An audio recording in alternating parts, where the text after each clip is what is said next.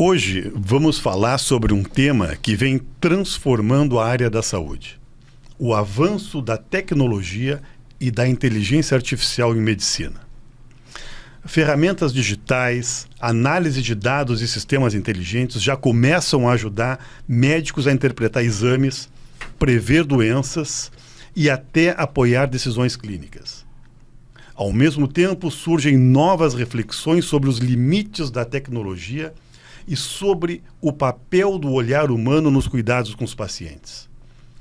Para conversar sobre esse cenário, recebemos dois convidados que atuam justamente nessa interface entre saúde, tecnologia e inovação. A medicina vive hoje uma transformação profunda, impulsionada pelo avanço da tecnologia. A inteligência artificial, que começou a ser pesquisada no Brasil ainda nas décadas de 80, 90, em universidades como a USP, Unicamp, PUC-Rio, agora tem um papel cada vez mais presente no dia a dia dos profissionais de saúde.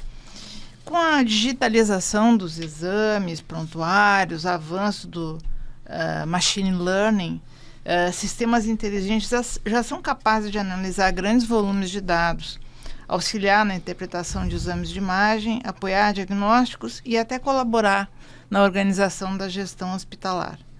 Tem estudos que dizem que 17% dos médicos brasileiros utilizam ferramentas de inteligência artificial generativa em sua rotina. E mais de 60% das instituições de saúde no país adotam algum tipo de tecnologia baseada em IA, seja para diagnóstico, triagem de pacientes ou gestão de recursos. Junto com essas oportunidades surgem também as reflexões éticas.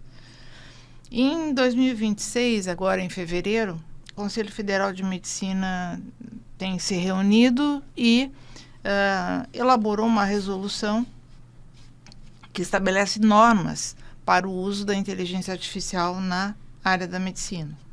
A resolução reforça o princípio fundamental que a tecnologia tem que servir como uma ferramenta de apoio para o médico, mas não para substituir a decisão humana. Responsabilidade pelo diagnóstico, tratamento continua sendo do profissional médico. E os pacientes devem ser informados sempre que essas tecnologias de inteligência artificial forem utilizadas no seu atendimento. A gente sempre se lembra neste debate do bioquímico Van Rensselaer-Potter, considerado um dos criadores da bioética. Ele tem uma frase emblemática que ele diz o seguinte: nem tudo que é cientificamente possível é eticamente aceitável. E cada vez mais que a gente tem as inovações, a gente tem que pensar nessa frase. Essa frase é importantíssima.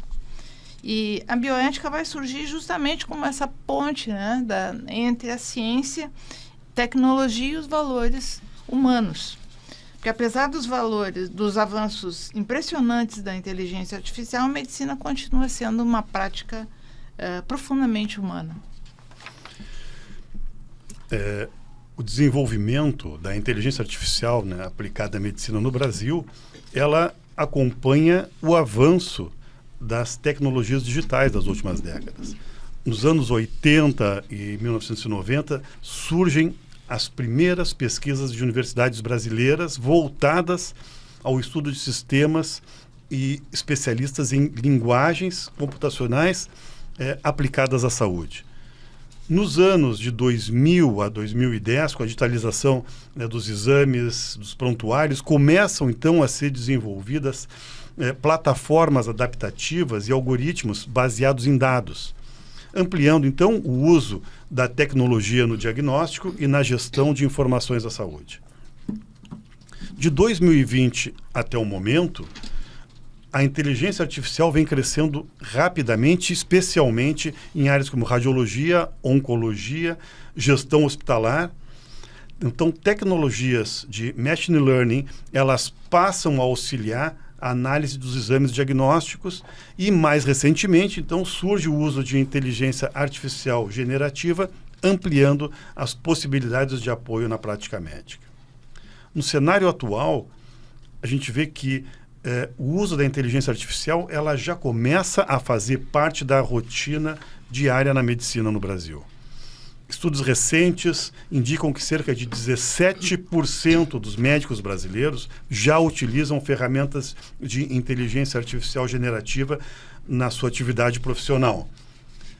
Além disso, aproximadamente 62,5% das instituições de saúde do Brasil utilizam algum tipo de inteligência artificial, seja para gestão hospitalar, organização de leitos ou para apoio do diagnóstico clínico. Lembrando, a resolução sobre a inteligência artificial na medicina, ela foi elaborada, publicada no dia, em fevereiro agora de 2026, vai passar a valer após 180 dias, as instituições vão ter um tempo para se adaptar e é bem importante os princípios fundamentais. Ferramenta de apoio, a tecnologia deve auxiliar o médico, mas não substituí-lo. Responsabilidade médica permanece, a responsabilidade final é do médico. Proibição de comunicação dos sistemas diretamente para o paciente, sem a participação do médico, transparência no consentimento, adequação do serviço de saúde, que vai ser, como eu disse, em torno de 180 dias, né, para implementar esses mecanismos, e auditoria e monitoramento contínuo da norma, né, que vai evitar riscos, erros e vieses. Nosso primeiro convidado é o Dr. William Adami, é médico formado pela Universidade Federal de Ciências da Saúde de Porto Alegre, a UFSPA, né? E especialista em acupuntura, ele atua com uma visão integrativa da medicina, combinando conhecimento científico com abordagens voltadas ao equilíbrio e ao cuidado global do paciente. Além da atuação clínica, o Dr. Adami também se destaca como um profissional interessado nas conexões entre a medicina, a comunicação, tecnologia e inovação, refletindo sobre novas ferramentas tecnológicas, como elas podem contribuir para melhorar o atendimento e ampliar as possibilidades do cuidado da saúde. Nós também recebemos aqui a professora Silvia Moraes. A professora Silvia é doutora em Ciência da Computação, atua na área de Tecnologia da Informação. É professora da Escola Politécnica da PUC do Rio Grande do Sul desde 1997 e é pesquisadora na área de inteligência artificial, colaborando com o grupo de pesquisa em linguagem natural da universidade. Ao longo da sua carreira, a professora Silvia contribuiu para o desenvolvimento de tecnologias baseadas em inteligência artificial, com trabalhos acadêmicos reconhecidos e citados em plataformas como o Google Scholar e a ResearchGate. Seu trabalho conecta a pesquisa científica ao uso prático da tecnologia, inclusive em áreas da saúde. Ela também coordena o curso de graduação online em tecnólogo em banco de dados da PUC. Entre 2021 e 2025, atuou como analista de inteligência artificial em projetos de programas das Nações Unidas para o Desenvolvimento, como Justiça 4.0, em parceria com o CNJ e Inova TJBA, junto ao TJBA. Desde dezembro de 2025, a professora Silvia é cientista de dados no projeto Justiça 4.0. Bem-vindos ao nosso podcast. Muito obrigado. Muito obrigado. Bom, então, para começar a nossa conversa, então, a gente sempre lembra que a inteligência artificial não vem substituir médico, né? E sim ampliar a capacidade de análise e tomada de decisão. Mas isso também levanta novas perguntas. Importante que a gente vou fazer essa pergunta para ambos aqui. A inteligência artificial já começa a transformar várias áreas da saúde. Na visão de vocês dois, qual é hoje o impacto mais significativo da tecnologia na medicina? Quer começar a responder? Eu costumo trabalhar com o conceito de ladies first, né? Mas acho que aqui é legal a gente ter uma visão médico e paciente, né? Então, a gente pode fazer essa dupla agora. Apesar de a inteligência artificial já ser realidade, ela é ainda encarada como um monstro, muitas vezes, né? Tem gente que tem um receio muito grande de entrar nesse admirável mundo novo e, por outro lado, tem pessoas que têm um receio muito grande de que ela vá substituir, né? Como foi falado, substituir a mão de obra, enfim. Mas acontece que ela já é realidade, é algo contra o qual a gente não pode mais lutar. E eu acho que um espaço como esse é muito importante, especialmente quando a gente aqui, como sindicato médico, provoca esse debate, provoca essa conversa para conscientização. Eu acho que a gente trazer esses pontos para o debate é fundamental para que a nossa categoria consiga entender, né, e saber utilizar cada vez mais e melhor essa ferramenta. E aí aqui uma visão pessoal, não institucional, né? Embora eu seja dirigente da casa, eu vou trazer minha visão como médico. O impacto mais significativo é, na minha opinião, agilizar o processo diagnóstico. Então, a gente conseguir utilizar a tecnologia, conseguir utilizar o que tem disponível hoje de recursos que consomem inteligência artificial para que o nosso paciente consiga, nessa sua jornada, né, diagnóstica, ter um encurtamento. Aí a gente ainda acaba sofrendo muito, né, em 2026, com a perda de muitos pacientes, especialmente, por exemplo, com diagnóstico tardio de câncer. A gente teria uma medicação disponível, teria um tratamento disponível, mas como o processo diagnóstico é muito lento, a gente acaba muitas vezes perdendo esse paciente. E eu acho que esse é um grande ganho que a gente poderia ter utilizando melhor essas ferramentas que já são disponíveis hoje. Tá. Ganhei tempo para poder pensar. Esse foi o objetivo. Mas então, vou falar de um ponto de vista assim, mais amplo da inteligência artificial. Eu acho que eu acredito que ela propicia para as diferentes áreas diversos ganhos. No que tange à saúde, eu acho que ela acelera, né, apoiando o médico em vários aspectos. Então, hoje a gente vê avanços em robótica, cirurgias sendo apoiadas, né, por robôs, deixando o impacto no paciente menor, menos invasivo e mais preciso.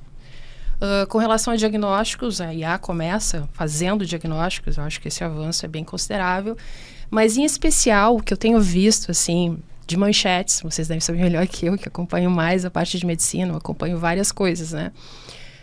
O que eu vejo? Uma aceleração em várias coisas, porque a IA, ela tem a capacidade de aumentar o espaço de busca, né? Enquanto um pesquisador humano vai fazer os seus testes dentro de um espaço de busca mais restrito, a IA está explorando milhões de possibilidades e cantinhos que a gente sequer pensava em visitar. Então, acho que nesse sentido, que eu tenho visto bastante reportagens de avanços significativos, assim, ainda em experimentais, né? Não estou dizendo que são comprovados, de notícias diferentes, de que a gente tem esperança de encontrar caminhos para doenças, né? Hoje em dia, que são muito significativos em termos de impacto e com baixa possibilidade de cura, muitas vezes, dependendo, né? E aí aparece lá no sinal, né, como uma luzinha que está encontrando caminhos experimentais, mas que antes a gente não tinha visitado ainda. Então, isso eu acho, essa parte, assim, eu acho muito interessante da inteligência artificial, dela estar propiciando esse tipo de caminho que a gente não tinha antes, né? Então, eu acredito realmente, pelo que eu estou lendo, que num curto espaço de tempo a gente tem resultados mais significativos em prol dos pacientes e também beneficiando os médicos para agilizar o atendimento. É isso que eu vejo, né? Tem várias coisas na gestão dos hospitais também, né? Alocação de espaços em que tu consiga propiciar a acomodação das pessoas da melhor maneira possível também. A gestão, né? Apoiando.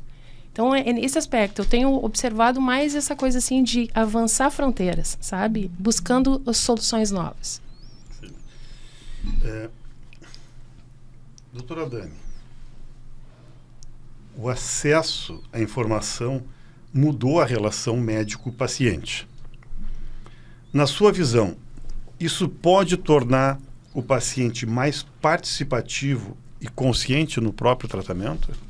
Não só pode, como já o fez, né? Essa é uma temática já um pouco mais amplamente discutida a partir do acesso à informação, ainda naquilo que a gente chama o famoso Dr. Google, né? Quando o paciente começou a consumir informação de saúde na internet, ele já mudou o perfil. Então, quando a gente traça um paralelo para quem era o profissional médico em algumas gerações anteriores e quem é o profissional médico hoje, essa persona mudou. Essa figura mudou e mudou muito. Antigamente, a gente sabia que aquilo que o médico falava era considerado lei, né? E o paciente também, por não ter tanto acesso à informação, ele era menos crítico e mais tolerante àquilo que ele ouvia. Hoje, o paciente ele já é mais bem informado.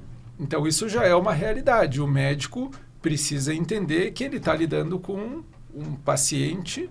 E claro que aqui a gente não vai, embora a temática seja ética, né, a gente não vai ir para esse viés, mas partindo do pressuposto que o médico sempre vai respeitar os princípios éticos, ele está lidando com um paciente que é mais bem informado. Então, ele precisa reajustar, rearranjar o seu padrão de atendimento, porque ele precisa, porventura, tolerar, né, aquele paciente que já chega com um diagnóstico pronto, feito pela internet, enfim.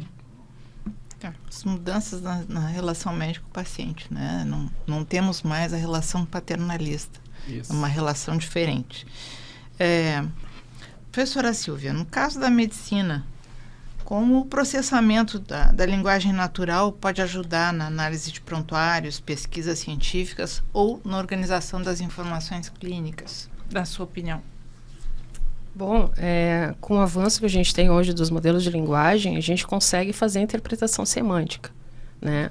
Então, um prontuário, por exemplo, antigamente escrito à mão, que era mais difícil, hoje os hospitais informatizaram, então está tudo em meio digital, o que facilita bastante o processamento dos dados. Então, a gente consegue processar hoje, interpretando os prontuários, embora haja dificuldades ainda, que eu tenho alunos que estão tentando ajudar, apoiar no desenvolvimento e ainda têm dificuldades em fazer isso. Mas eu acredito muito, até em sistemas que funcionaram, que estão apoiando a informatização, levantando problemas, levantando registros e auxiliando de uma forma geral a gestão do hospital. Tá? Eu lembro de um caso específico, que foi num trabalho que começou na PUC, eu esqueci o nome da empresa agora, mas foi o Henrique, era um aluno de pós, e ele trabalhou num sistema para fazer a verificação, se eu não estou enganada, de dosagens de remédios, né, dentro dos hospitais. Exatamente. É dentro do doutorado, eu vi várias vezes a apresentação dele, né? E era um sistema, tá, que do ponto de vista técnico, ele nem é tão amplo, digamos assim, o que ele usava. Mas o impacto que teve nos hospitais foi fantástico, né? Porque daí uma dosagem correta, porque nós somos humanos, todos somos, os médicos também são. Estão cansados de plantões e pode acontecer, né? Ninguém é infalível, nenhuma área. E aí o sistema apoiar isso e perceber que tem algum equívoco antes que aquilo aconteça. Então, esse tipo de coisa. Às vezes é o que eu sempre falo, procura, quando a gente vai automatizar alguma coisa e tu está começando, pega algo pequeno, mas de alto impacto, para aumentar também a credibilidade nos sistemas. Tem muita desconfiança sobre IA, e tem várias razões para isso acontecer, porque as redes são caixinhas pretas, né? Então, aí, esse tipo de coisa que eu vejo, dá para a gente atender, melhorar o funcionamento de uma forma geral, com essas soluções pontuais, sempre com supervisão. Jamais deixar o sistema sozinho. São vidas humanas e são sistemas críticos. Eu vou pegar um gancho aqui para contextualizar, né? Algo que já é disponível tecnicamente, mas não está implementado na prática. Eu acho que aqui, para quem é médico e está nos assistindo, fica fácil de entender. Hoje eu tenho diversas ferramentas de prescrição eletrônica de medicamento. O que eu fazia antes a receita manual, hoje eu prescrevo no sistema do meu consultório ou num sistema de receituário. Mas, como a professora Silvia falou, existe uma chance ainda do erro humano. Isso ainda não foi ajustado. Eu posso prescrever numa dose equivocada, uma quantidade, enfim, mas tem algo que a gente ainda não conseguiu implementar, que é, por exemplo, a mente, né, humana conseguir processar em tempo real as interações medicamentosas da lista de medicamentos que eu prescrevo, por exemplo, para um paciente idoso, com informações que estão no prontuário do paciente. Então, um exame de urina alterado, né, um clearance lá de creatinina ruim, ou algum exame, por exemplo, uma glicemia que teve algum pico. Estas informações que são volantes, que se alteram com frequência com aquela prescrição padrão que eu tinha. Hoje o médico não consegue, e talvez nunca conseguiu fazer esse cruzamento sozinho. É aí que existe uma área, uma lacuna que a inteligência artificial consegue suprir, né? Então isso tecnicamente já é viável, mas os sistemas hoje ainda não oferecem. Perfeito. Doutora Silvia, muitas pessoas ouvem falar em processamento de linguagem natural, mas não sabe exatamente o que significa isso, né? Uhum. O que é a linguagem natural no contexto da inteligência artificial? Tá, vamos lá. Todo mundo, a área surge, né, só para contextualizar, em 1956 surge a IA como área. E quando ela inicia, já era um sonho fazer tradução automática. Então, o processamento de linguagem natural já começa por aí. Para a gente ter uma ideia, Big Data, que é a capacidade de processar grandes volumes de dados, os algoritmos de deep learning que possibilitaram esse boom que a gente está vendo, eles nascem no ano 2000. A IA de 56, né? Então, muito sonho que eu tinha naquela época de processamento não era possível pelo volume de dados e nem capacidade computacional a gente tinha quando as coisas acontecem. E aí que tá. O que a gente conseguia fazer na década de 90, por exemplo, quando começam os algoritmos machine learning? Eu conseguia processar texto, mas eram subsets, né? Então, eu nunca conseguia fazer um dataset representativo o suficiente para tratar qualquer caso que entrasse, por mais que eu me esforçasse. E o que é linguagem? Linguagem, dentro da computação de uma forma geral, é um conjunto de símbolos, esse é o termo técnico de linguagem. É um conjunto de símbolos que eu tenho regras para combinar esses símbolos e formar sentenças válidas a partir de uma gramática para uma língua. Uma linguagem na programação, por exemplo. Vamos pegar a programação.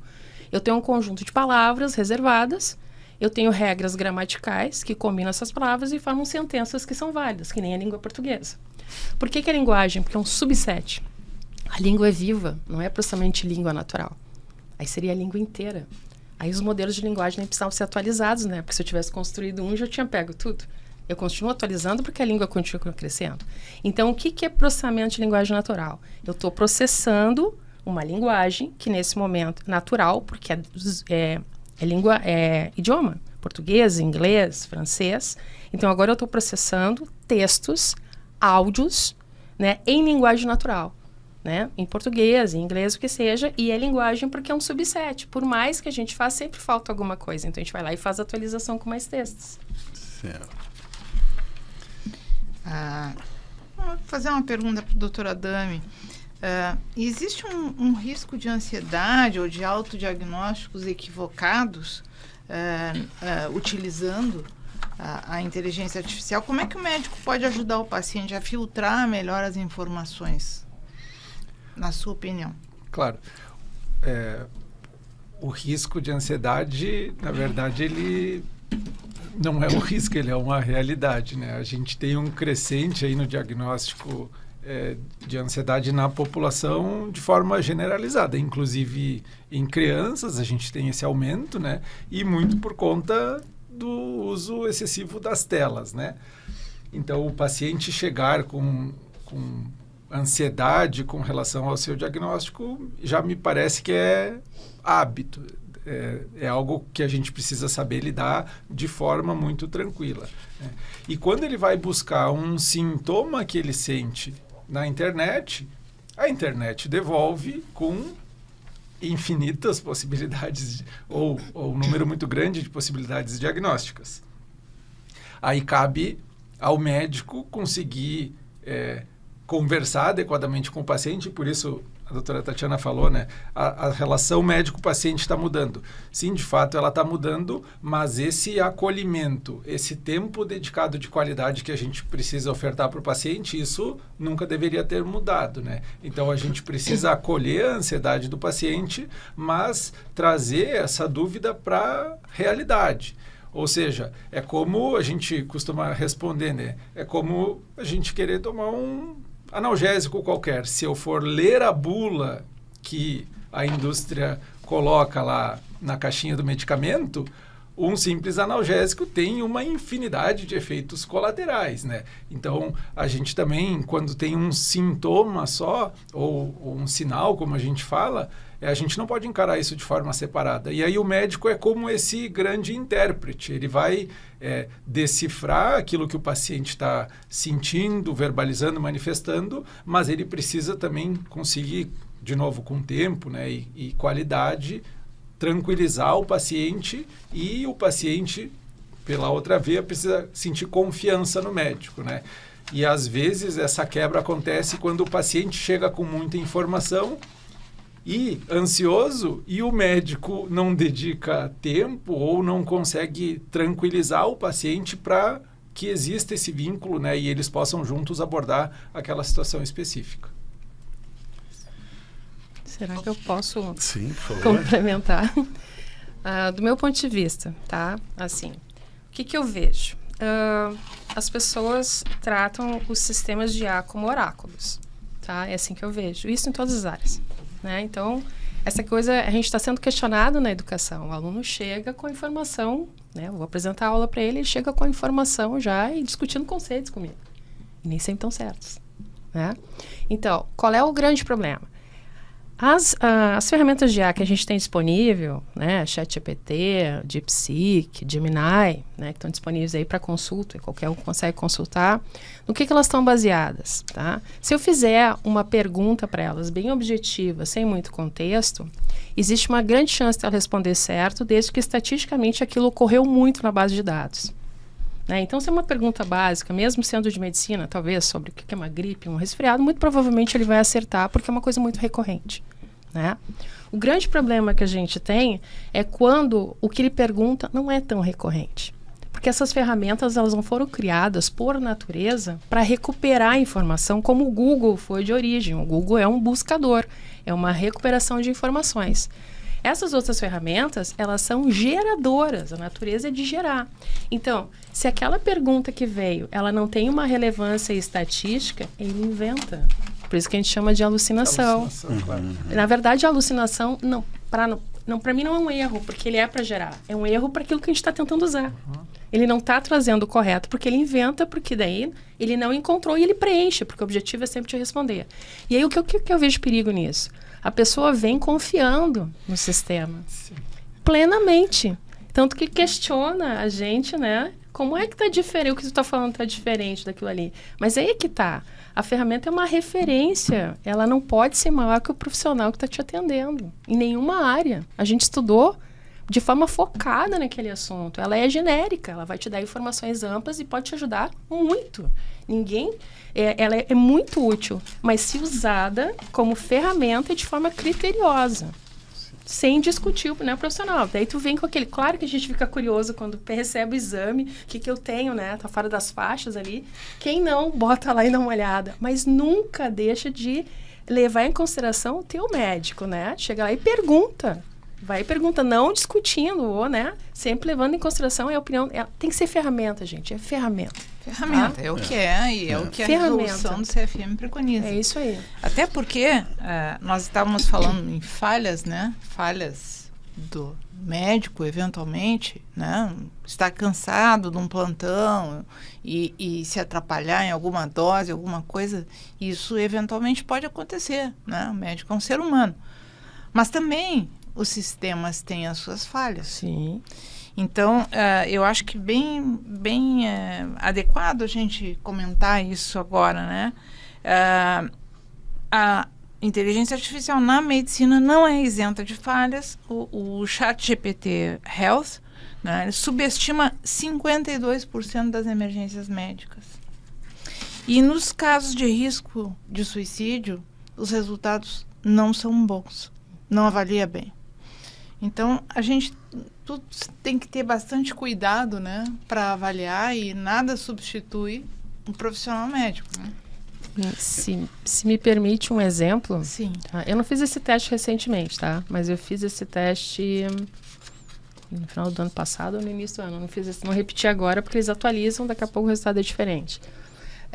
As pessoas tendem a usar essas ferramentas como se fosse um terapeuta, não sendo customizada para isso, né? Pego um Gemini da vida que está lá e eu converso com ele, ou com o ChatGPT, como um terapeuta. Ele não vai agir corretamente porque ele não está preparado para isso, né? Então, o famoso modelo não foi treinado. Não foi para isso. Ele tem uma forma de interação diferente. Então, por exemplo, eu vou dar um exemplo que eu fiz até numa palestra. Tu começa a conversar com ele e diz assim, hoje eu não estou me sentindo bem, estou triste e tal. E ele até conversa contigo, pergunta o que é. Aí daqui a pouco eu pergunto para ele, quais são os prédios mais altos de Porto Alegre? Ele me diz. Uma pessoa, né, já acende o alerta e já pergunta. Tem alguma coisa errada. Por que tu quer saber? Né? Ele vai dizer. Entende? Ele não está preparado para isso. E ainda que ele esteja customizado, a gente tem muito a desenvolver para chegar num ponto que a gente acha adequado. Uhum. Pois é. Aí a gente entra numa outra pergunta, né? Porque tem o receio, né, de que o avanço da tecnologia possa desumanizar a medicina. Né? Opinião de vocês dois. Como se pode equilibrar inovação tecnológica com o cuidado humano no atendimento do paciente? Minha opinião, assim, em todas as áreas, a IA não pode ser maior que os profissionais. Elas têm que ser no papel de ferramenta. Eu ando muito preocupada, assim, eu vou expor uma preocupação, porque isso pega todas as áreas com a área da educação. Eu ando muito preocupada, porque assim, eu tenho filhos no ensino fundamental, né? Fazer um resumo é uma atividade que desenvolve o cérebro. Uhum. É muito importante, né? Todas as atividades manuais, escrever, coisas assim, habilidade de raciocínio, tu desenvolve fazendo. E a ferramenta entrega tudo pronto. Então, o que eu vejo? A gente não está desenvolvendo as pessoas nas suas plenas capacidades no momento que tu deixa a ferramenta substituir determinadas coisas. Não que não possa usar, mas depois. Tem que aprender primeiro. E isso vale para qualquer área. Né? Eu acho que ela pode apoiar muito, mas nunca ser acima da opinião de qualquer pessoa com um conhecimento naquela área. É o que eu acho. A gente tem que tentar... Por isso, a questão ética ela é tão importante. Eu gostei bastante do tema dessa entrevista, porque é uma coisa que eu tenho falado muito com os alunos em aula, porque, vou fazer mais um parênteses aqui, eu leciono há muito tempo inteligência artificial. Tem mais de 25 anos, assim, né? E eu sempre apresentava o conceito de inteligência artificial nas primeiras aulas para os alunos. Em 2022, os autores da Bíblia de IA que eu uso atualizaram o conceito e botaram a palavra segura no conceito. Desenvolvimento de soluções seguras e eficazes. Eu nunca tinha visto nenhuma definição botar segura. Se eles que estão estudando há muito tempo estão preocupados com isso. Então é isso, a gente tem que controlar isso. Né? Ele não pode passar por cima da gente. A gente pode, isso vai passar por cima da gente ser ser humano, né? A máquina não pode tomar esse espaço, isso é nosso. E eu acho muito... Eu não tenho receio da IA, mas do mau uso dela. Esse é o meu grande receio. Perfeito. Também se impõe uma pergunta o que a gente pode esperar da inteligência artificial nos próximos anos? Na opinião de vocês? Quer começar?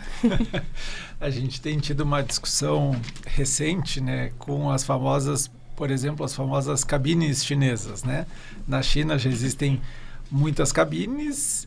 O que no passado se tinha aquelas cabines de telemedicina, hoje tem cabines que fazem essa espécie de triagem e conseguem agilizar, por exemplo, o direcionamento do paciente para buscar uma emergência de um hospital ou, eventualmente, que ele possa procurar um atendimento com seu médico assistente. E algumas opções ainda que, como a professora Silvia falou, estão testando o apoio já diagnóstico. Então, o futuro ele vai depender de como a sociedade vai se organizar entendendo essa ferramenta, essa tecnologia como ferramenta. A gente não pode esperar nunca que ela nos substitua enquanto profissionais, seja na academia como professores, seja como engenheiros, né, seja como médicos. Então, eu acho que o futuro ele vai depender de como a gente, enquanto sociedade, conseguir fazer essa adaptação. Agora, ele de fato pode ser um futuro muito maravilhoso. A gente pode encurtar o tempo de desenvolvimento de novas moléculas para o tratamento de doenças que hoje são incuráveis. A gente pode diminuir filas em hospitais, que a gente sabe que é um grande gargalo. A gente pode direcionar o paciente certo para o tratamento correto. Então, tem muitas coisas que a tecnologia pode nos ajudar. Agora, o balizador sempre vai ser, como a professora falou, né, a temática desse encontro de hoje, que é a ética. O que eu vejo, assim, que eu acho bastante interessante, né, quando se fala da IA aplicada à medicina. O que se tinha até o surgimento da IA? Digamos que tratamento padrão é estatisticamente o que funciona para a maior parte das pessoas. Normalmente o médico, né, se eu falar uma coisa errada, vocês me corrigem. Mas o meu entendimento é esse. Que normalmente se aplica o que se conhece de melhor para aquela doença. Então, que estatisticamente, ou comprovado em estudos, foi o que funcionou melhor, né? O que eu acho legal da IA? A gente poder personalizar o tratamento. Porque mesmo que funcione para a maioria, vai ter alguém que aquilo ali não funciona do mesmo jeito. A dose tem que ser um pouco maior, tem que ser por mais tempo, ou tem que ser menor, né? Ou aquele medicamento não é exatamente, mas um pouquinho modificado, alguma coisa assim. Isso que eu acho interessante. A gente ter, como era antigamente, tipo, médico de família. Então, ele conhece o paciente, porque a IA vai possibilitar de ter todo esse prontuário, todo esse histórico que vai personalizar e, quem sabe, customizar o tratamento de forma que ele fique mais eficaz. Isso que eu acho legal. Além de buscar curas para as doenças, que eu acho que isso a gente, em pouco tempo, nós vamos ter resultados significativos nesse sentido. Esses avanços, né? E a gente ter o apoio também em fazer os tratamentos, tu vê o que funciona melhor, até o apoio por robôs, mas sempre nos cuidados de um melhor atendimento ao cliente e apoio ao médico, sempre nesse sentido. E até vou arriscar fazer um exercício de futurologia aqui, né? Tem problemas crônicos e muito graves na nossa assistência à saúde, não só no Brasil, como no mundo todo, como, por exemplo, a interoperabilidade dos dados. Hoje, os sistemas eles já conversam em padrões que são internacionais, por exemplo, HL7. Então, os softwares eles entregam o dado num formato que se permite a comunicação entre os sistemas. Mas por que na prática isso não funciona? Quem vai resolver esse problema é a inteligência artificial. Eu não teria a menor dúvida. Cruzar um volume muito grande de informação de múltiplos sistemas só é possível utilizando uma ferramenta como a inteligência artificial. Então, eu sou um entusiasta da tecnologia e eu acho que ela vai trazer realmente muitos avanços, um ganho muito grande para a nossa saúde, para a assistência à saúde da população. Mas os avanços foram justamente porque conseguiu manipular um grande volume de dados. Isso. A integração dos dados. Imagina, tinha várias pessoas pesquisando sobre a mesma coisa. Às vezes não ao mesmo tempo, nem conversando sobre elas. Agora tu tem acesso a tudo, um grande volume de processo, porque qual é o ganho que a gente teve, né, quando tu trabalha com grande volume de dados? Que a gente não tinha isso na década de 90. Tu tinha que fazer um subset, porque os algoritmos não conseguiam dar conta disso, né? Quando surge o Deep Learning, a gente consegue, e o Big Data, tu consegue processar grandes volumes de dados. Em grandes volumes de dados, estatisticamente, o que mais ocorre está lá dentro. E o que menos ocorre também, né? Então, ele consegue tratar as exceções também. Não só o que mais acontece, mas o também que acontece com relevância. Então, por isso que a gente teve mais resultados, né? Mas ainda tem muita coisa para se fazer. Perfeito. A gente sempre tem muitas perguntas, né? Porque é um assunto muito palpitante, é um assunto que embora já tenha alguns anos, mas a regulamentação disso é muito recente, ainda estão... A sociedade está se adaptando do ponto de vista médico, né? A resolução recém foi feita, então vai precisar se fazer alguns ajustes. A gente tem uma pergunta aqui importante para reflexão. Assim. Se vocês pudessem resumir numa frase, como é que a inteligência artificial pode melhorar a vida das pessoas quando a gente fala em saúde? Assim, um resumo. Cada um de vocês. Melhorar a vida das pessoas em saúde. Uma frase.